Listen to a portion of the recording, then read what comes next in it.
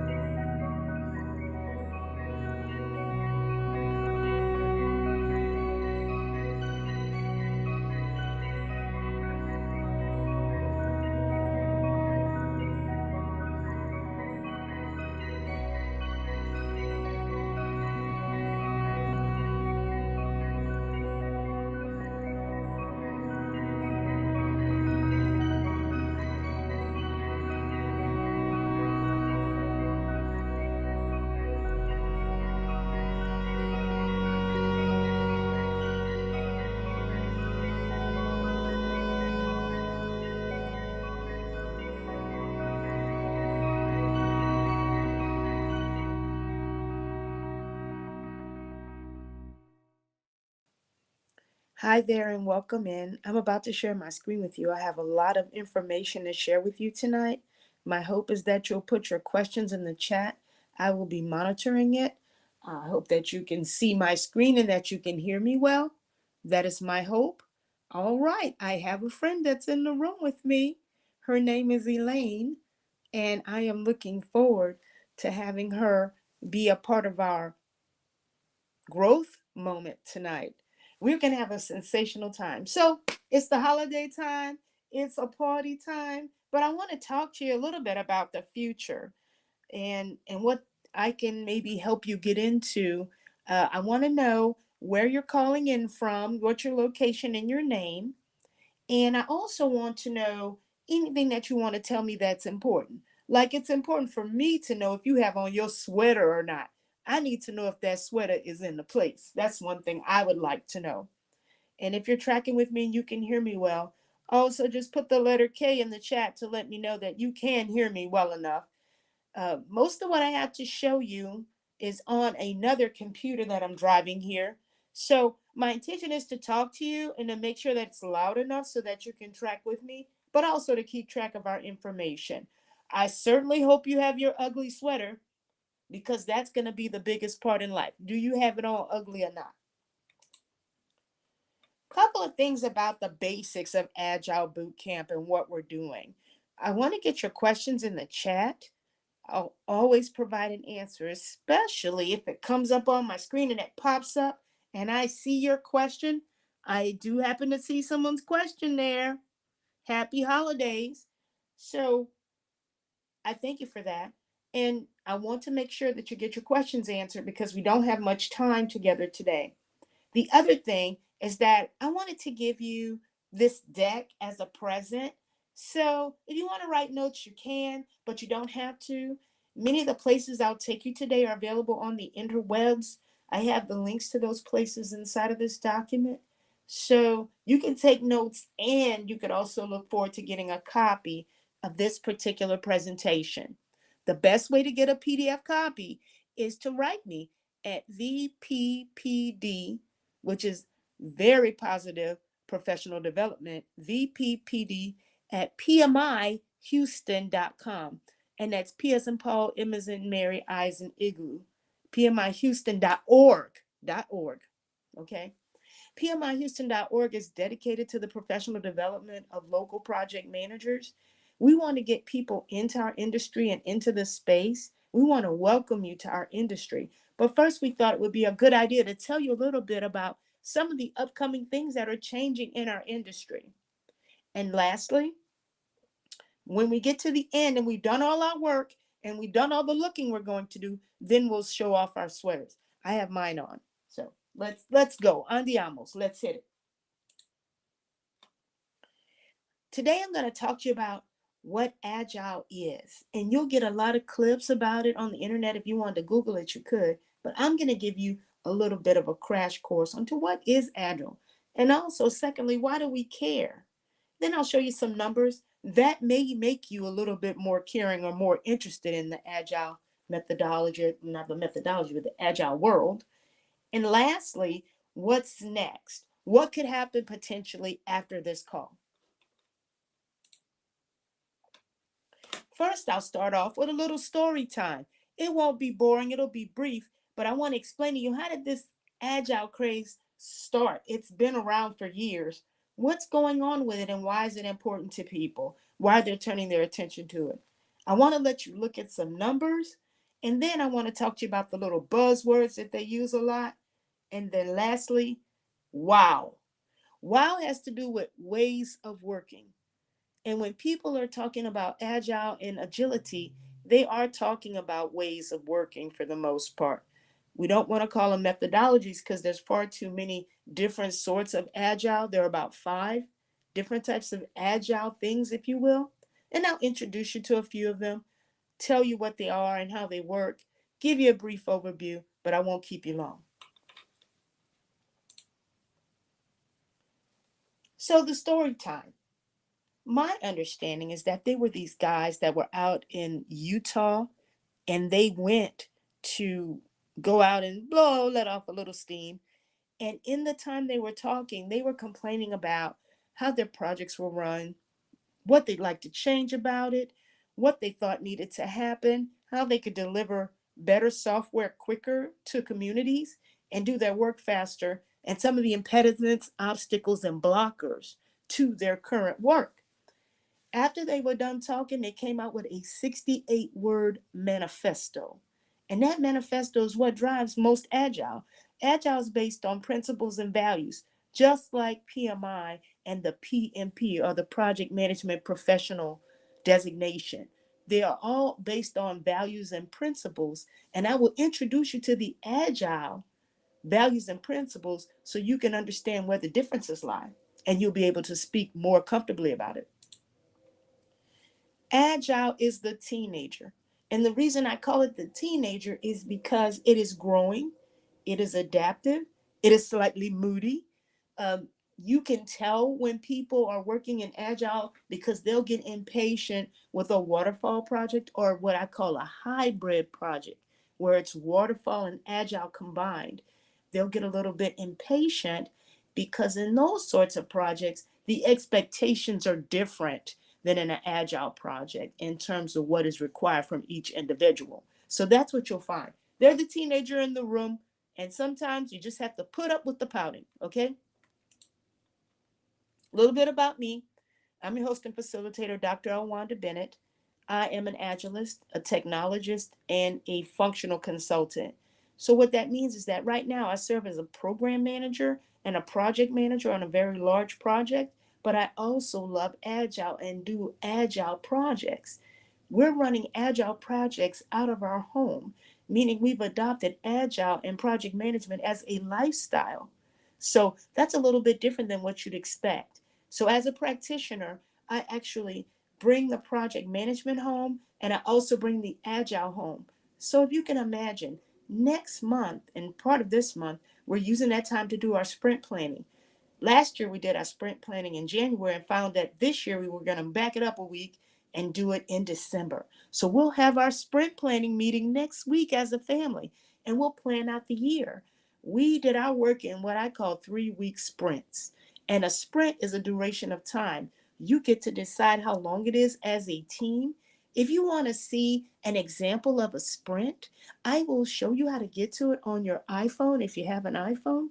I could teach you how to go look at how a company is rolling out software by sprints. But you can kind of tell when your phone has to get updated all the time. I don't know if you have that happen to you, but you'll see that they're saying, oh, your phone must be updated. That's because they've been in the background busily creating software updates and they want to deploy them to you. So they have them staged in these things called releases. So every time the project's updated and the product is ready, they're releasing us their new changes. That's the need for the software update on your phone. They're adding features, they're removing features, and they're also removing any bugs or any sort of glitches that may have been introduced. So you've had that experience where you needed to change or let your phone update itself overnight while you were sleeping or something. Aside from the career itself, I want to talk a little bit about the numbers associated with Agile. So the understanding, and this is a industry estimation, that the projects for Agile workers are 80% successful, over 64% for waterfall. And what that means is that people are like, oh, these are happening in shorter cycles. I'm starting to see value quicker. And, everybody wants everything faster for lack of patience. So they tend to deliver value more frequently. They are in a build as you go cycle. So as they're creating, they're intending to build future stuff as well, but they're not going to release it all at once. They're going to give it to us in piece parts.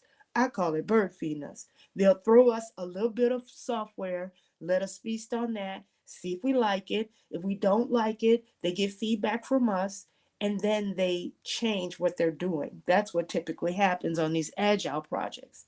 It's highly collaborative between us, the customer, and also the project team and the people that run it, the product owner, the other stakeholders in the company. All of them have something to do with what we experience as end users of their products and programs. There's a few key points I want you to be aware of inside of Agile. The teams are roughly 5 to 7 members in number. However, there's something called a scrum of scrums where there could be multiple scrum teams that are roughly that size, all coming together under a project manager or a product manager. You'll also find these teams are very tightly connected. They're all over the world, but they're communicating in Slack, Teams, WhatsApp, any kind of way they can in order to keep the train rolling with their work. So that means that some people are staying up very late at night and some people are waking up very early in the morning to keep the train going as far as the work. The principles and values drive a lot of what goes on because they don't have some of the same constraints as maybe a predictive project would. They're able to move a little bit faster, and they witness that time and time again. So that's the preference for it in the industry. They seem to have velocity and they have momentum, and that's important on projects.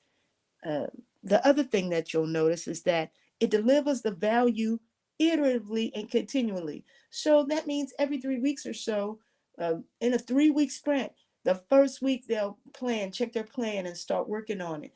Second week, They'll just go through and do everything, do all the work that they said they were going to be committed to, because that's what they do in the first week. They commit to work.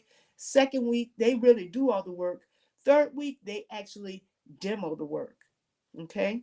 So that's how it works with those systems. And people really like it. There are other teams and companies that sprint faster than 3 weeks. Right now, we're experimenting with a 1 month sprint. I know I don't like 2 week sprints. It doesn't seem like we could deliver the value quickly. But I've had a friend explain to me that there can be value delivered in 1 week sprints, and they convinced me through Google.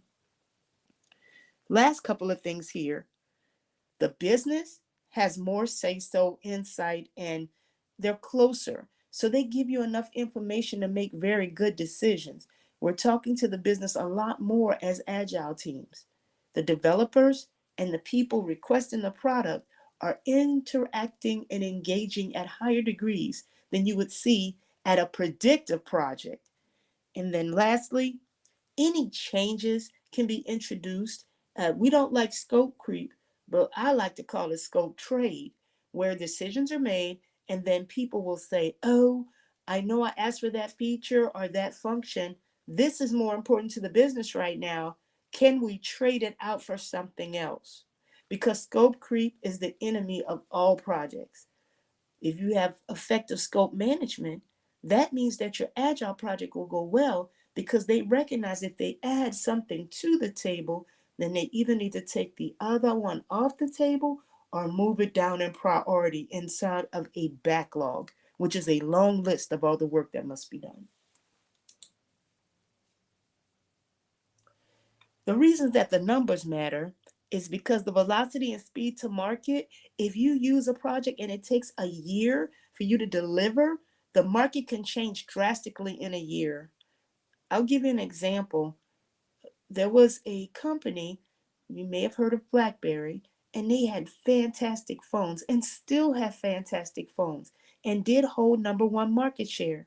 However, it took a long time for their projects to come to market. So the competition began to beat them because they were putting out phones at a faster pace. Their marketing campaigns obviously were a little bit better, but also they did have a competitive edge because they were driving change, and the change rate was slower at BlackBerry than some of the other companies. They had a better product overall, but they just weren't swift enough for the market. The second thing you'll notice is that with the customer, they demo frequently. So they show what they're working on, get some feedback, go back to the drawing board, and begin to implement the changes and the feedback. The next thing you'll notice is that the teams were accountable themselves for the changes. So they will come to the meeting ready to work, saying which work they were committed to, and then lastly, being accountable to the team for delivering that work. As we're going on, the teams are also deliver frequently at a reduced risk because we know if we wait too long, it could be risky.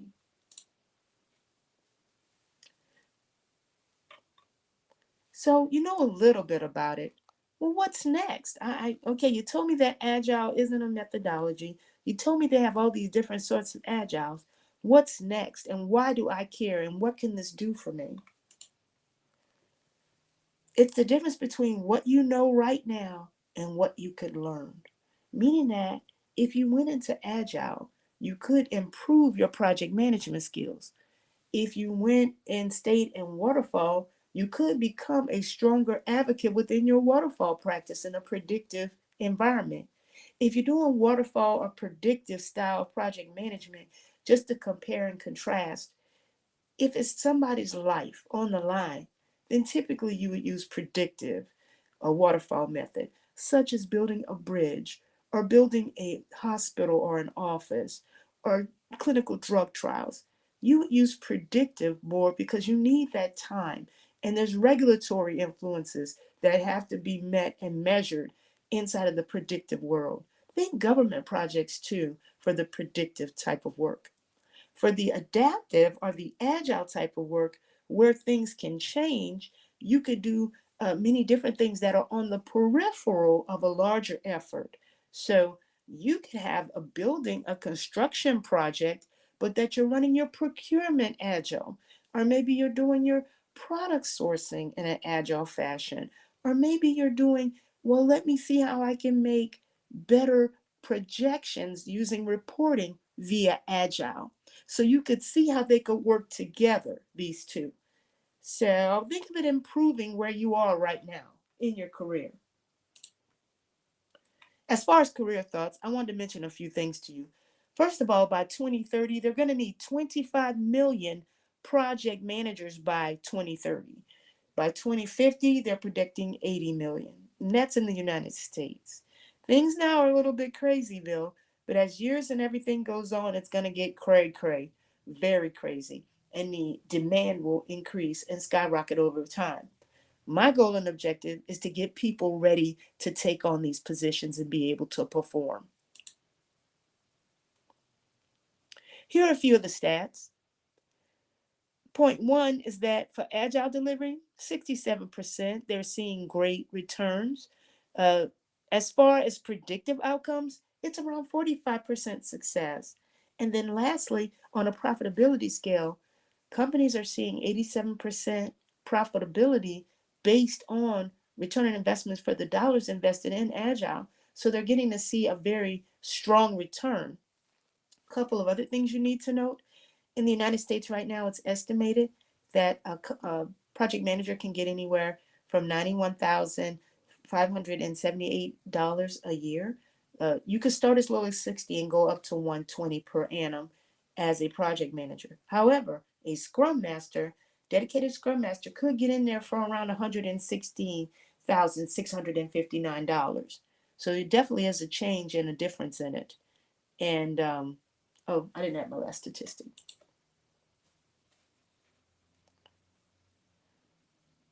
So let me get you to the next point of our report. You have a choice. You can be a project manager or a scrum master. You could go predictive or adaptive. I decided to do both. I chose both because I enjoy both. Uh, you have a choice of doing either. And I want to talk to you about how you get into that. So I mentioned Scrum being the most popular. Sometimes, like with the PMP, a degree is required or work experience. And that's what you have to decide. The experience requirements will vary depending on the job, but in order to get the certification, there definitely are some educational requirements in place that you may have to meet. You can meet it with work, and again, you need work experience as well. A lot of people say, well, how can I get experience if I don't have experience? How can I get the experience I need if I don't have it? And the answer to that is volunteering or working in an internship or an externship in order to learn more. And then there's also multiple types of projects across industries. That's the best way to do that, especially for your career. I mentioned to you sprints. These can be different in iterations. One way that you could check a sprint, if you go into your phone and look at one of the apps and go into the info or the information section for the app itself, if you click on releases, it'll show you how many times it's released the software. You can determine what kind of sprints are being run by the number of software releases that you see on a specific sort of software. So that's one way to determine what sort of sprints are out there for a particular software. You hear terms of iterations. Iterations are releases or project deliverable times. Some teams like to do it once a quarter. Some people like their iterations to end at every 3 weeks and then have a super iteration at the end of that, meaning that they will bundle all the work together and deploy at once. So think of iterations as smaller delivery cycles that can be aggregated or collected into a bigger cycle if you need to. You hear often talk about deliverables. In our case, for the software joints, we're delivering software, but many times they want design documents, specifications, and other sorts of things in order to keep track of the work. Inside of Agile, this is a point of tension and contention because the Agile manifesto was like, hey, enough of the paperwork. We need to get to the real work. We need our hands to the keyboards. So you'll often see tension with the deliverables. What's in the box? What to expect? Right now, they're calling a lot of different things Agile that are not. Be careful. It's a salesman tool, it's a marketing tool. And people will use it to say, oh, we're using the latest Agile practices. And or they'll say, get these Agile shoes so when you stand up in the daily stand up, you'll be able to stand comfortably because these shoes are Agile. Don't be confused by them calling it Agile. Investigate, question, and make sure that you understand fully what it is they're giving you. Couple of Agiles that you can begin to know about that call themselves that. There's Scrum, there's Kanban, there's DASM, which is the Discipline Agile Scrum Master. That's from my organization, PMI. And then lastly, there's SAFe, the Scale Agile Framework. The last one is more business driven and tied closely to the business operations.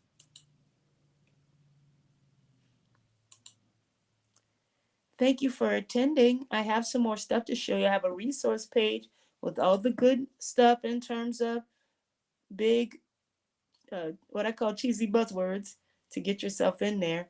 Also, there's a research page, and I'm going to show you all of these different websites that you can go on to. Also, I'm looking in the chat. Let me know when you want to show off your sweater. In the meantime, I'm going to take you on a little trip.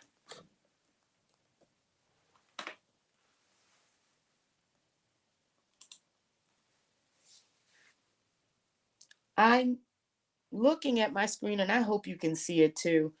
This site is fantastic. It's scrum.org. Like, remember I told you PMI, Houston.org? It's scrum.org. And what the scrum.org mission is to get more scrum masters. You can go here and learn about Scrum, learn the manifesto, take the first level certification to get your PSM, which is a professional Scrum Master. That's the one that I hold along with my PMP. And this is the conduit or the area that you will go into. So if you decide, I like the sound of Scrum, go into this website and begin to research it. They have trainings if you like to get taught. They also have open book material if you like to challenge yourself. Please note that there are a lot of companies out there that are offering mock exams, simulations, and other sorts of things. So be mindful as you're going through, be mindful with these. But scrum.org is a trusted source.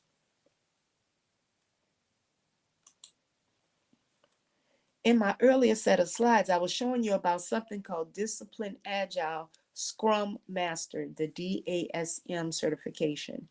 PMI has its own certification framework. If you want to learn more, you simply type up pmi.org and then you navigate over to certifications, and they'll give you the whole landscape of the different sorts of certifications that you could obtain. Easiest ways to go over here and then get into that drill down of that menu, and you could take a closer look. I have Discipline Agile for you so that we could kind of look at that together, and it won't take us but a moment. It tells you all you need to know about Discipline Agile, how you get in, where the information is, what is the outline exam, what that looks like, and how it works. And it also tells you what's inside of the course when you take it. If you're in another industry, you can get continuing education units. Inside of the project management industry, we get something called PDUs or professional development units. And it shows here an agile learning journey. I encourage you to take a quick look at that when your time permits. Also, I want to talk just a tiny bit about tools. I use a number of tools in order to do project management, from Microsoft Project, which you've probably heard of, to Wrike, to Trello to Monday, Jira. Another thing by a company called Atlassian. There's another company called Confluence inside of Jira. They have their own org structure that you can get in and begin to create documentation as you're building your software. Jira has a lot of components to it. I also use Azure DevOps. That tends to be my favorite, but again, you could use just about anything to get started on your project management journey and also on your Agile journey. I wanted to save you some time. If you put in agile.com, it's obvious to me that Larry Ellison of Oracle bought agile.com, and it takes you to this area, PLM, product lifecycle management. It is my favorite thing to talk about. It is what I specialize in. But I recognize that they're saying they're going to do it agile now. So if you put in agile.com, this is what comes up. So if you get confused, just recognize again, I told you it's a marketing tool. They want to market the fact that their product lifecycle management software is more agile than others within the industry. That's the key point here. So I wanted to save you some time so you don't catch a headache. I like their product, but it's not my favorite. I also want to give you the 2020 Scrum Guide. It's out there, it's free. You can use it, you can look at it. It's exceedingly extensive. Remember, the Agile Manifesto was 68 words. So they're giving you a lot of words and adverbs in order to take you over. So if you never get tired of reading, that's a good place to go. I also want to show you this, the Agile Manifesto. The reason I wanted to bring it to you is because these are the key things with Agile. They value the stuff on the left more than the stuff on the right. They're not saying throw it out, but they're just saying what's important for Agile.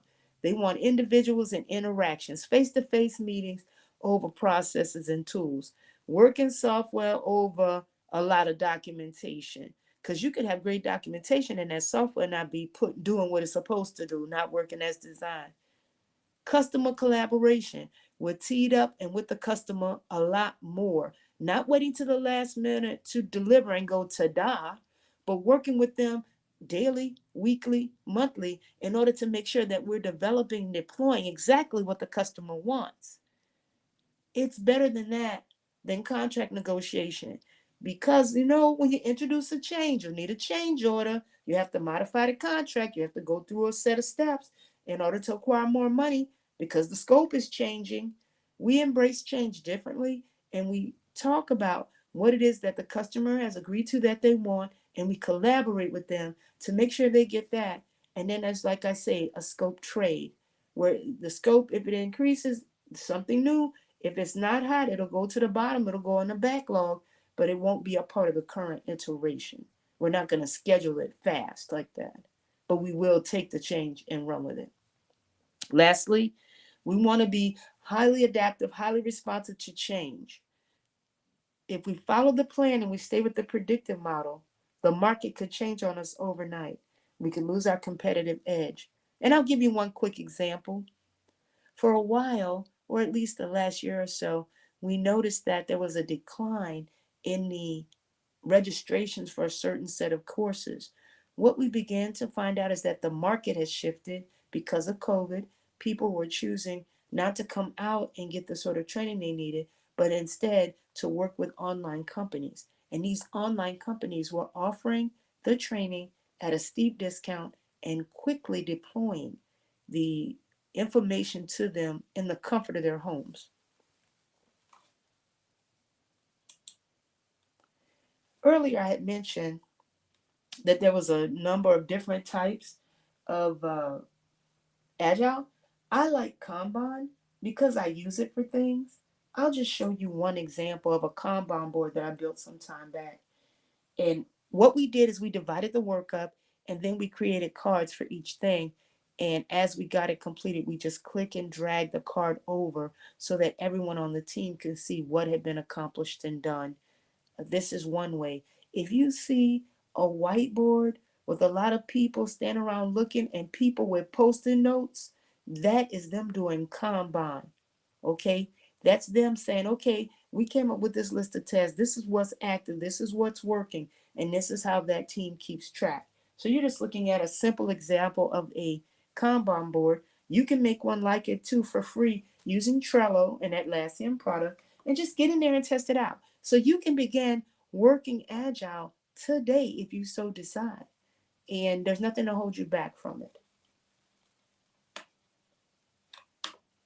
I believe that is the time of everything that I wanted to show you. There's so much more to know than what I'm telling you today. And I am ready for some fun sweaters. And I am excited about being able to participate with you all.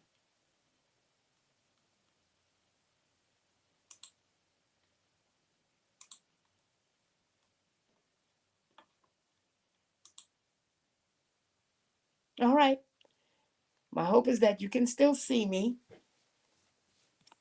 that you have a look. There's my sweater.